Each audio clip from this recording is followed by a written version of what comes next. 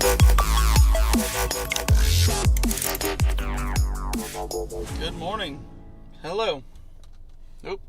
How's everybody doing today? Whew. Let's get this show on the road. No pun intended. Yeah, pun definitely intended. How's everybody doing this morning? It is Thursday. I normally do these on Wednesday. It's Thursday, January 30th. The reason I'm doing it today, I actually did one yesterday. I really wasn't happy with it. Didn't really have a ton to talk about. I got a phone call in the middle of it that cut off recording. So, long story short, I decided to just scrap it and move to today. And I actually have things to talk about. So, there we go. Anyways, I did mention in the one that I scrapped that I talked a little bit about season 3 in the podcast and kind of where we're going from here. And, as far as what you guys can expect, I'm going to keep doing these. I probably, once we start the actual, season 3, me and April, if April decides to jump in on them, we will most likely do these twice a week. So like a Tuesday, Thursday, and maybe upload the podcast episodes every other Wednesday or something like that. But I'll probably drop these down to 2 a week. It's just not, I don't want to beat you guys over the head with too many different episodes to listen to. So yeah, look forward to that. I think that's it though. That's really the only important takeaway from the last episode that you guys might have missed because I scrapped it. But I did want to talk about, so I shouted out on Instagram. I said, hey, let me, what do you guys want to hear about? And somebody commented, I don't remember who it was, and I'm not worried about it, but they said something about, the state of the secondary market. So that's something I really wanted to jump into today. It's something I've noticed. I'm sure if you're, listening to this and you're in the hobby at all, it's something you've noticed. Right now, with everyday carry, the secondary market is like terrible. It's really bad. There's not a whole lot going on in terms of reselling. It's really hard to move stuff.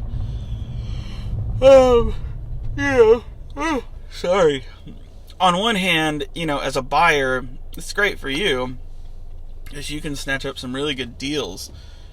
Downside being, as a seller, you're screwed. Like it's really tough right now. And I think that this started, fall of last year. So for maybe like 6 or 8 months now, it's really been, I don't want to say an issue, but just kind of goes with the territory of being in this hobby and buying and selling and stuff like that. And hit y'all with some extra yawns this morning. I am sorry. Let's move it on.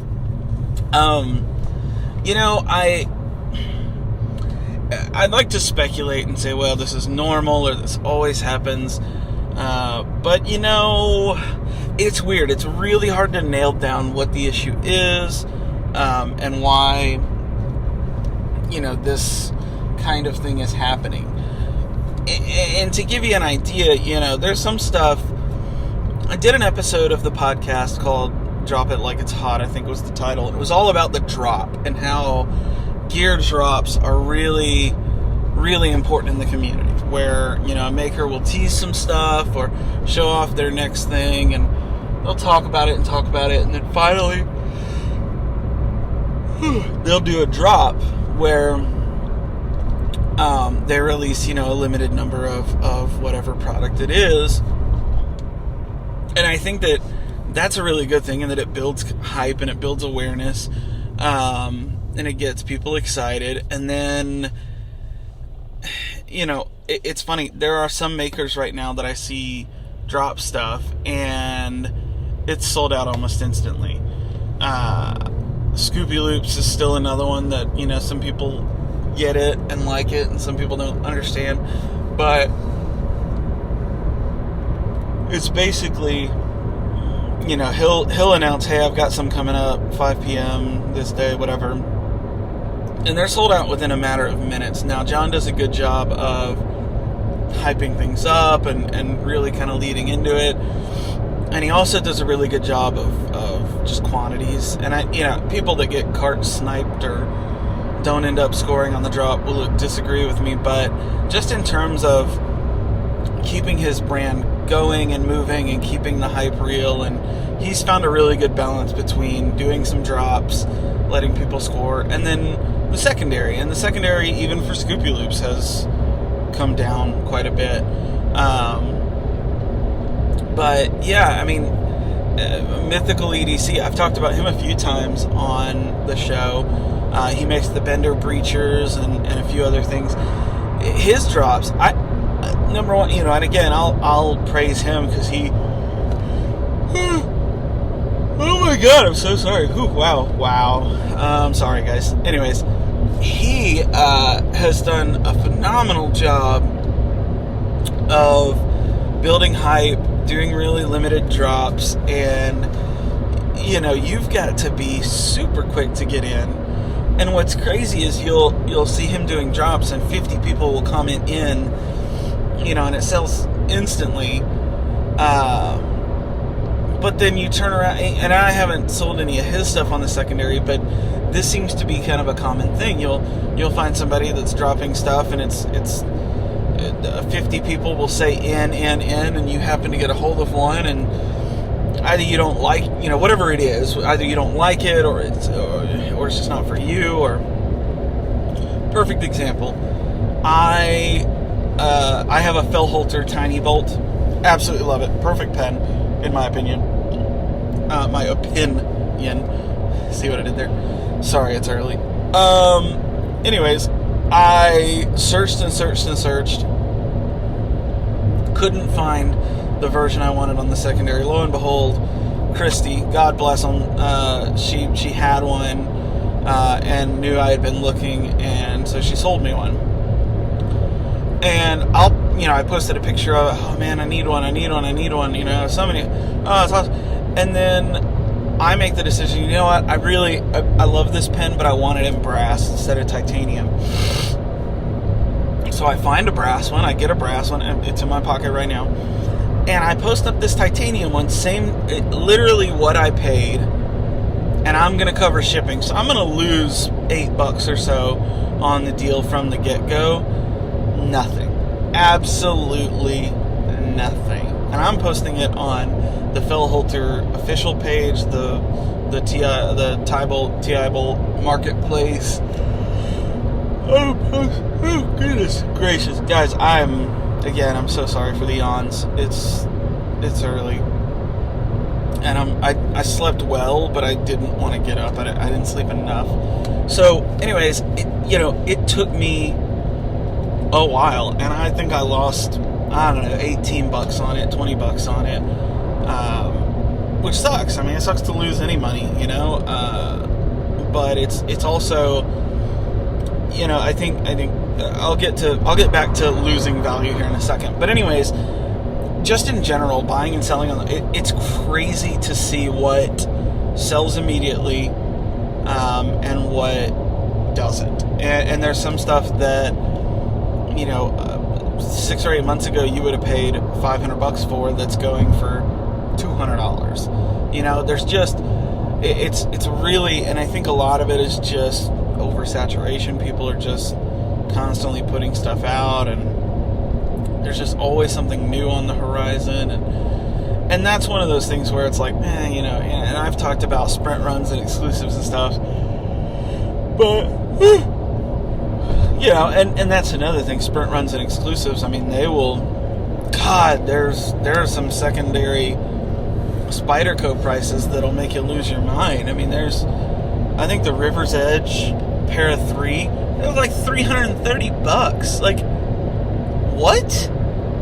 No, what? And they will sell instantly. But anything that you have on the secondary that even lower than it should be, I mean, a lot of stuff will just sit. And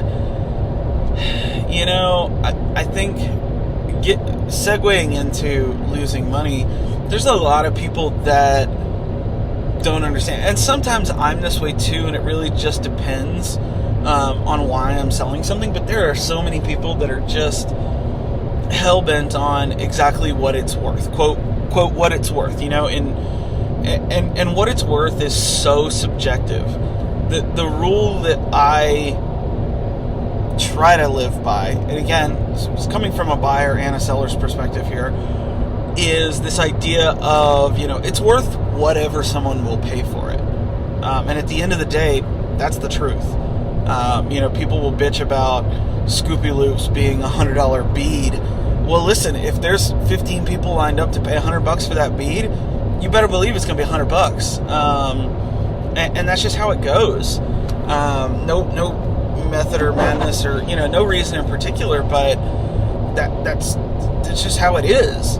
But that being said, if you've got something that either you paid for and you overpaid and you don't think you overpaid, or you don't know you overpaid, or you're just attached to it emotionally, you're going to try to sit there and get, I got $200 into it, I got to get $200 plus shipping plus fees. Well, okay, now you're asking $215 for something that really should have been $180 on a bad day,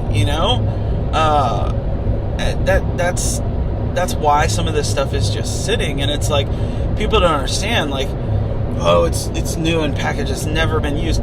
Yeah, but it's still not new,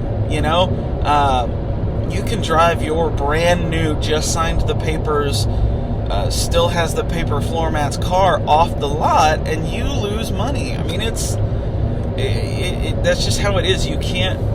Now look, there's something, again, that Sprint Run pair of 3 that goes for $300. Like, there's some stuff that right now is making money. It's demanding a higher price, but for the most part, you're lucky to get what you got in it.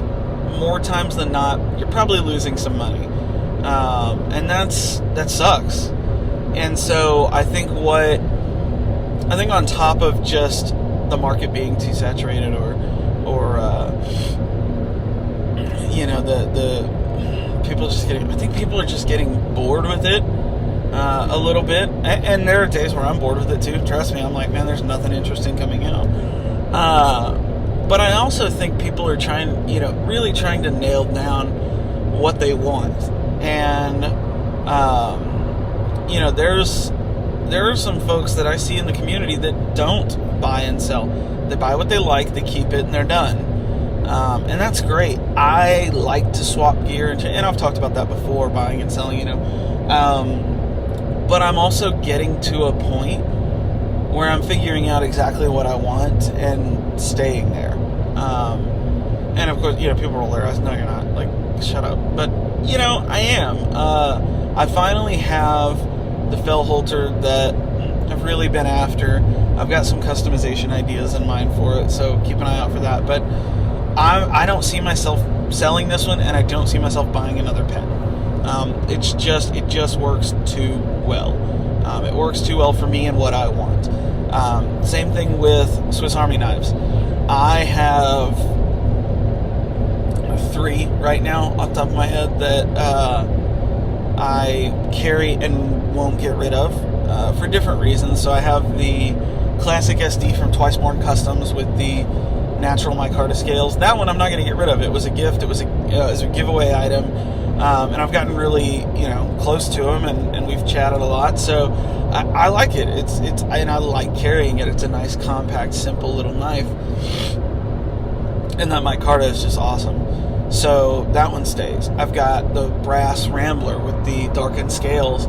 I etched a pineapple on one side, so that's one reason why I'm not going to get rid of it. Plus, the Rambler is just a great pattern to carry. It's just a good tool, so I'm not going to get rid of it. And then you guys know that I love 84 millimeter Swiss Army knives, and I finally got my Grail. Grail is such a weird term. I don't see people using it that often anymore. But I finally got the kind of my dream Swiss Army knife, and that's from Brassworks. It's an 84 millimeter, and it's actually a bantam pattern. So it's a single layer main blade and a bottle opener, and that's it. So super simple, slim build, and it's an amazing. I mean, the quality's insane. So I'm not getting rid of it. I bought it straight from John, and it's what I've wanted, and I bugged him about it for so long that, hey, he, God bless him, he put up with me. So, I think that people are just kind of getting to the point where they can't afford to buy and sell so much because it is such a gamble on what am I going to lose. And they're also, I'm kind of just settling into what I like. No, does that mean I'm not still going to buy and sell? No, I mean, yeah, I still want to check out knives, and I like to test them and see them, and if I don't like them, I move them along. And it is what it is, but man, I keep going back to this in my head. I keep going back to the topic that was proposed, and it was just the state of the secondary market. And I will say, without a doubt, it's not good. It's just not good. Does that mean that everyday carry or EDC as a hobby is dying off, or people? No, absolutely not. But I think that people have got to get smarter about what they're buying, what they're selling. Makers have got to get smarter about what they're making. The same thing, Burnley. Lucas Burnley and Burnley Designs or Burnley brand, or Cypops are insanely popular. And used to, you couldn't find an actual Cypop. There's Cypops and then there's Contras, and the Contras are kind of like the Toyota versus the Lexus. Not that there's anything wrong with them. I've had a Contra. I like it. They're just different. But Cypops would demand $500 easy. And now, I've seen them sit and fall, and it's just getting to the point where it's kind of crazy. You really have to commit. You really have to know you want something and commit to it and stick with it, because otherwise you're going to lose a ridiculous amount of money chasing these everyday carry items. So, that's, in a nutshell, that's kind of my 2 cents on what's going on with the secondary market. It kind of sucks. But that being said, I think it's making designers and makers step up a little bit, which is great. And I think it's making people in the community a little more aware of what's going on. And I also think it's making people a little bit smarter in terms of prices and what stuff should be worth. I still see people post either on Facebook or on Instagram stuff for sale, and you're like, where the hell are they getting this number? Did they pull it out of their ass? What is happening? I just don't get it. I don't understand in such a connected community, in such a connected world, people are getting smarter. People know, and I say smarter, not like everyone's out to con everybody else, but the market is getting smarter. People know about what stuff is worth, or excuse me, about what stuff is selling for, and it's up to them to decide what it's worth to them. What are they willing to pay for it? And I will also say, I'm getting close to work. I'm running a little behind today because I had to get gas, but that's why this one will also be shorter, because I started when I got gas, not when I left the house. I will say,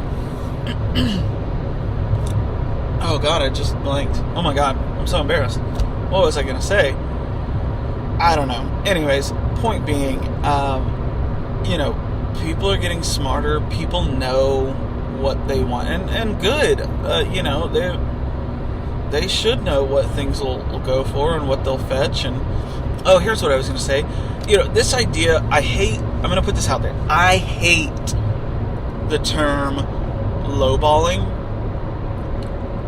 That to me, listen. No. Okay.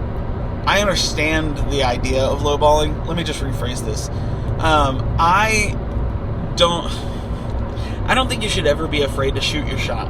How's that?